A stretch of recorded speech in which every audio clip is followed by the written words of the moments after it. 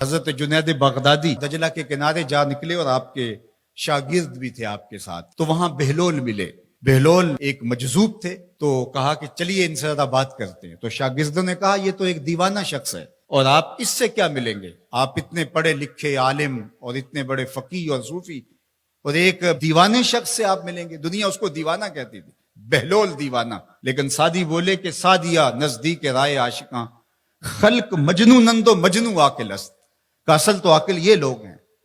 تو خیر حضرت جنید بغدادی گئے اور بہلول کو سلام کیا، کہا کہ آپ کون ہیں؟ تو کہا میں جنید بغدادی ہوں۔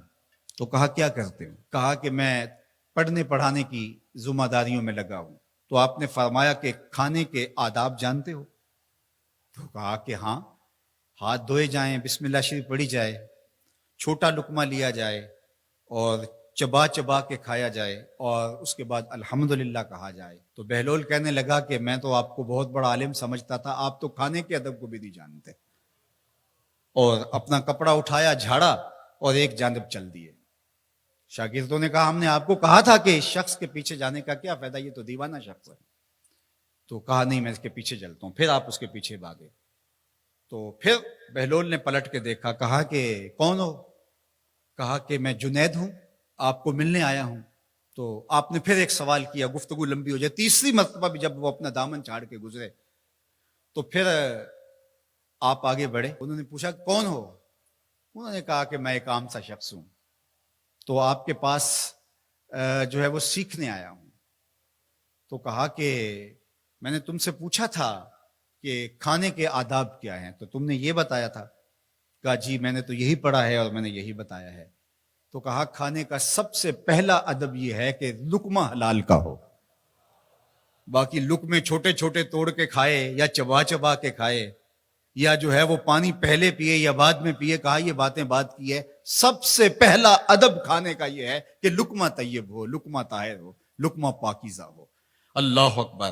تو ہمارے رب نے ہمیں پاکیزہ رزق کھانے کی تلقین فرمائی ہے۔ تو اللہ کے محبوب علیہ السلام نے اس شخص کا ذکر کیا جو لمبا سفر کر کے آیا اور وہ کعبۃ اللہ کے سامنے کھڑا، وہ اللہ تعالیٰ جل شانہ کو پکارتا ہے اور کیا کہتا ہے؟ یا رب یا رب، اشعث اغبر، اس کے بال بکھرے ہوئے ہیں اور اس کا لباس پھٹا ہوا ہے، پراگندہ سی حالت ہے، اور اللہ کے گھر کے سامنے کھڑا ہے، لمبے لمبے ہاتھ کر کے دعا مانگ رہا ہے، یا رب اے میرے اللہ، اے میرے اللہ۔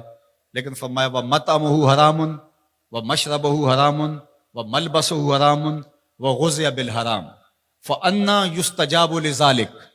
فرمایا کہ اس نے جو کھایا ہے وہ حرام کا ہے، اس نے جو پیا ہے وہ حرام کا ہے، اس نے جو لباس پہنا ہے وہ حرام کا ہے۔ فرمایا اس کو جو غذا دی گئی ہے وہ غذا حرام کے مال سے اسے حاصل ہوئی تھی۔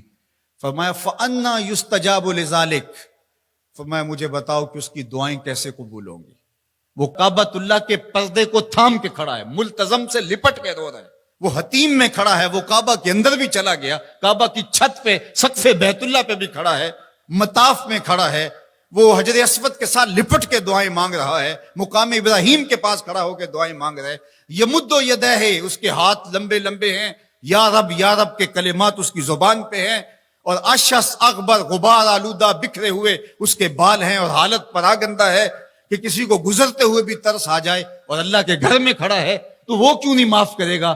لیکن فرمایا مطعمہ حرام ومشربہ حرام وملبسہ حرام وغذی بالحرام، اس کا کھانا پینا لباس اور غذا حرام کی تھی۔